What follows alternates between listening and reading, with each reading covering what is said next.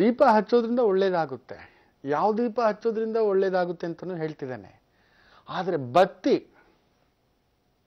ಯಾವ ಬತ್ತಿ ಹಚ್ಚಿದ್ರೆ ಏನು ಸಿಗುತ್ತೆ ಲಾಭ ಅನ್ನೋದನ್ನ ಇವತ್ತು ತಿಳಿಸ್ಕೊಡ್ತೇನೆ. ಅದಕ್ಕೋಸ್ಕರ ಬರೆದಿಟ್ಕೊಳ್ಳಿ. ಯಾಕೆ ಗೊತ್ತಾ?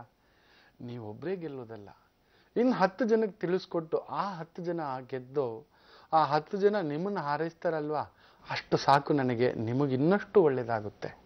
ನಮಗೊಬ್ಬರಿಗೆ ಬೆಳಕಿರಬಾರ್ದು, 10 ಜನಕ್ಕೆ ಬೆಳಕು ಕೊಡಬೇಕು. ನಾನೇನು ತಿಳ್ಕೊಂಡಿದ್ದೇನೆ ನನ್ನ ಗುರುಮುಖೇನ ಅದನ್ನು ನಿಮಗೆ ತಿಳಿಸ್ತಿದ್ದೇನೆ, ನೀವು ಗುರುವಾಗಬಹುದು. ಇರಲಿ, ಮೊದಲು ಈ 4 ರಾಶಿ ಕಡೆದಾಗ ಬಾಕಿ ಇದೆ. ಎಲ್ಲರೂ ಕಾತರದಿಂದ ಕಾಯ್ತಿರ್ತೀರಾ. ಧನುರಾಶಿ. ಧನುರಾಶಿ ಅವರಿಗೆ ವಿಶೇಷವಾಗಿ ಚಂದ್ರ ಅಷ್ಟಮಾಧಿಪತಿ ಆದರೂ ಭಾಗ್ಯಾಧಿಪತಿ ಸ್ಥಾನದಲ್ಲಿದ್ದಾನೆ. ದಿಢೀರ್ ಲಾಟ್ರಿ ಹೊಡೆದಾಗ ಇವತ್ತು ಯಾರೋ ಬಂದು ಕೈ ಹಿಡ್ಕೊಂಡು ಕೆಸರಿಂದ ಮೇಲೆ ಎಬ್ಬರಿಸ್ದಾಗೆ, ಏನೋ ಒಂದು ಸಂಕಷ್ಟದಲ್ಲಿ ಸಿಲುಕಿದ್ರಿ, ಏನೋ ಒಂದು ರಾಜ ಸಮಸ್ಯೆ, ರಾಜಬಂದಿ, ರಾಜ ತೊಂದರೆಯಿಂದ ಬಳಲ್ತಿದ್ರಿ, ಅದರಿಂದ ಹೊರಗಡೆ ಬರಲಿಕ್ಕೆ ದಾರಿ ಆಗುತ್ತೆ. ನೋಡಿ, ನಾನು ಗುರು ಗೋಚಾರದ ಒಂದು ಪುಸ್ತಕ ಬರೆದಿದ್ದೆ.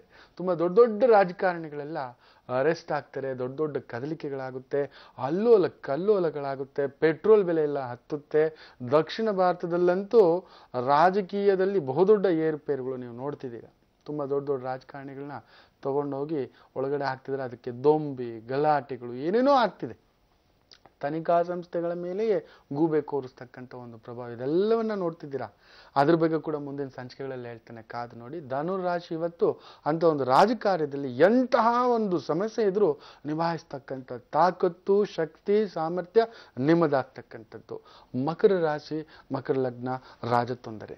ಯಾವುದೋ ಟ್ಯಾಕ್ಸ್ ಕಟ್ಟಿಲ್ಲ, ಮೇಲಾಧಿಕಾರಿಯಿಂದ ಬಯಸ್ಕೊಳ್ಳೋದು, ತಂದೆಯಿಂದ ಬಯಸ್ಕೊಳ್ತಕ್ಕಂಥದ್ದು, ತಾಯಿ ಆರೋಗ್ಯದಲ್ಲಿ ಏರ್ಪೇರಾಗ್ತಕ್ಕಂಥದ್ದು, ವಿಪರೀತ ತಲೆನೋವು, ವಿಪರೀತ ಸೊಂಟ ನೋವು, ವಿಪರೀತ ಕದಲಿಕೆ, ವಿಪರೀತ ಭಯ, ಎಲ್ಲಾದ್ರೂ ಓಡೋಗ್ಬಿಡೋಣ. ಯಾಕಂದ್ರೆ ಸೂರ್ಯಭಾವದ ಚಂದ್ರ 12ನೇ ಮನೆಯಲ್ಲಿ ನಿಮ್ಮ ಶಕ್ತಿ ಸಾಮರ್ಥ್ಯಗಳನ್ನೆಲ್ಲ ಕುಗ್ಗಿಸ್ತಕ್ಕಂಥ ಭಾವ. ಏನ್ರಿ ಮಾಡ್ತೀರಾ ಕೆಲಸ ಅಂತ ಏನೇನೋ ಬೈದು ಬಿಡ್ತಾರೆ. ಎಚ್ಚರಿಕೆ.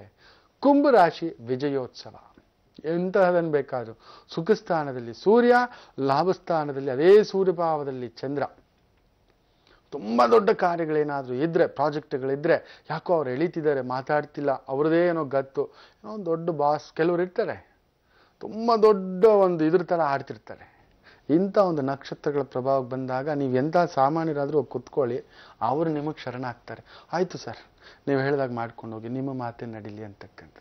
ಯಾವ ದಿಕ್ಕಿನ ಕಡೆ ಕುತ್ಕೊಂಡು ಮಾತಾಡಿದ್ರು ಕೂಡ ಒಂದು ವಿಶೇಷ ಇದೆ. ಮಿತ್ರರ ಜೊತೆ ಒಂದು ದಿಕ್ಕು, ಆತ್ಮೀಯರ ಜೊತೆ ಒಂದು ದಿಕ್ಕು, ಬಂಧುಗಳ ಜೊತೆ ಒಂದು ದಿಕ್ಕು, ಬಾಸುಗಳ ಜೊತೆ ಒಂದು ದಿಕ್ಕು, ಕೆಲಸ ಕಾರ್ಯಗಳಾಗಬೇಕಾದ್ರೆ ಇನ್ನೊಂದು ದಿಕ್ಕು. ಆ ದಿಕ್ಕುಗಳ ಬಗ್ಗೆ ಇನ್ನೊಂದು ದಿನ ಹೇಳ್ತಾನೆ, ಕಾದು ನೋಡಿ. ಕೆಲಸಗಳೆಲ್ಲ ಆರಾಮಾಗಿ ಆಗ್ತಕ್ಕಂಥದ್ದು. ನಿಮ್ಮ ಮಾತು ಅವ್ರು ಕೇಳಬೇಕು, ಅವ್ರ ಮಾತು ನೀವಲ್ಲ ಅಂತ ಒಂದು ಪ್ರಭಾವ ದಿಕ್ಕುಗಳ ಬಗ್ಗೆ ತಿಳಿಸ್ಕೊಡ್ತೇನೆ, ಕಾಯ್ತಾ ಇರಿ. ಇನ್ನು ಮೀನರಾಶಿ ವಿಜಯೋತ್ಸವ. ಮಕ್ಕಳ ಮೂಲಕ, ಅಧಿಕಾರದ ಮೂಲಕ, ಅಂತಸ್ತಿನ ಮೂಲಕ, ರಾಜಕಾರಣದ ಒಂದು ಏನಾದರೂ ಕೆಲಸ ಕಾರ್ಯಗಳಾಗಬೇಕು, ಪ್ರಯಾಣಗಳಾಗಬೇಕು, ಸರ್ಕಾರಿ ಮಟ್ಟದಲ್ಲಿ ಪೊಸಿಷನ್ ಪ್ರಮೋಷನ್ ಟ್ರೈ ಮಾಡ್ತಿದ್ದೀರಾ, ಅಪ್ಲೈ ಮಾಡ್ತಿದ್ದೀರಾ, ಸ್ಪರ್ಧಾತ್ಮಕ KPS, IPS, UPSC exams, competitive exams, competitive positions, ಅದ್ಭುತ ನಿಮಗೆ ಇವತ್ತು. ಮುಟ್ಟಿದ್ದೆಲ್ಲ ಬಂಗಾರವಾಗ್ತಕ್ಕಂಥ ದಿನ. ಆದರೆ ವಿಪರೀತ ಅಹಂ ಕೂಡ ಬಂದ್ಬಿಡ್ತಕ್ಕಂಥದ್ದಾಗಿಬಿಡುತ್ತೆ. ಈ ಎಚ್ಚರಿಕೆ. ಇದಿಷ್ಟು ದ್ವಾದಶ ರಾಶಿಗಳ ಫಲಾನುಫಲ. ಎಲ್ಲರಿಗೂ ಒಳ್ಳೇದಾಗಲಿ. ಆದರೆ ನಾನು ಆಗಲೇ ಹೇಳ್ತಿದ್ದೆ, ಸಂಸ್ಕಾರ ಭಾಗದಲ್ಲಿ ನಿಮ್ಗೆ ವಿಶೇಷವಾದ ಮಾಹಿತಿ ಕೊಡ್ತೇನೆ, ಯಾವ ಬತ್ತಿಯಿಂದ ದೀಪ ಹಚ್ಚಿದ್ರೆ ಒಳ್ಳೇದಾಗುತ್ತೆ ಅಂತ. ಇವತ್ತು ಪನ್ನೀರಿನಲ್ಲಿ ಅದ್ದಿ ನಂತರ ದೇವರ ಬತ್ತಿ ಹಚ್ಚಿದ್ರೆ, ಅಂದರೆ ಪನ್ನೀರ್ ತಗೊಬನ್ನಿ, ರೋಸ್ ವಾಟರ್. ಎಷ್ಟೋ ಜನಕ್ಕೆ ಪನ್ನೀರ್ ಅಂದರೆ ಗೊತ್ತೇ ಇಲ್ಲ. ರೋಸ್ ವಾಟರ್ ಅಂದರೆ ಕೊಡ್ತಾರೆ. ಒಳ್ಳೆ ರೋಸ್ ವಾಟರ್ ತಗೊಬಂದು ಅದರಲ್ಲಿ ಬತ್ತಿಯನ್ನು ನೆನೆಸ್ಬಿಟ್ಟು ಒಣಗಿಸ್ಬಿಟ್ಟು ತುಪ್ಪದ ದೀಪದಲ್ಲಿ, ನಿಮ್ಮ ಹತ್ರ ಬೆಳ್ಳಿ ದೀಪ ಇದ್ರೆ ಶ್ರೇಷ್ಠ. ಗುರುಗಳೇ ನಮ್ಮ ಹತ್ರ ಇಲ್ಲ, ಪರವಾಗಿಲ್ಲ, ಮಾಮೂಲಿ ಕಂಚಿನ ದೀಪವೇ ಇದೆ, ಹಿತ್ತಾಳೆ ದೀಪವೇ ಇದೆ, ಅದರಲ್ಲಿ ಹಚ್ಚಿ. ಹೇಗೆ ಪನ್ನೀರ್ ಏನು ಬೀಸುತ್ತೆ ಹೇಳಿ? ಗಮ್ಮಂತ ಸುವಾಸನೆ. ನಿಮ್ಮ ಹೆಸರು ಸುವಾಸನಾ ಭರಿತವಾಗಿರುತ್ತೆ. ಅಂದರೆ ಕೀರ್ತಿವಂತರಾಗ್ತೀರಾ.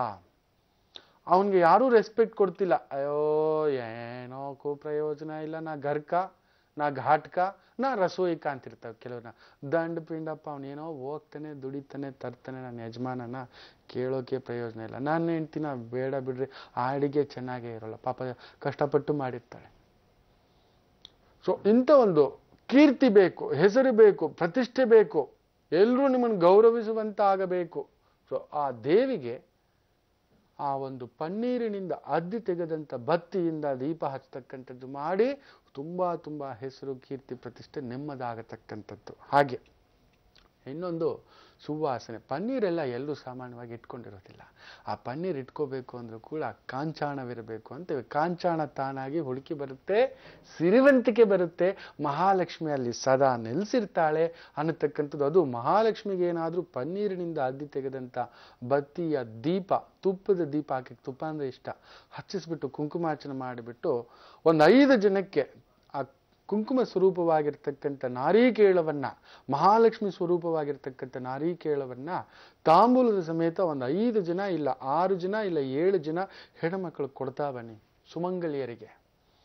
ಅದ್ಭುತ, ಮಹಾ ಅದ್ಭುತ. ನೋಡಿ, ನಿಮ್ಗೆ ಯಾವತ್ತೂ ಲಕ್ಷ್ಮಿಯ ಕೊರತೆ ಇರೋಲ್ಲ.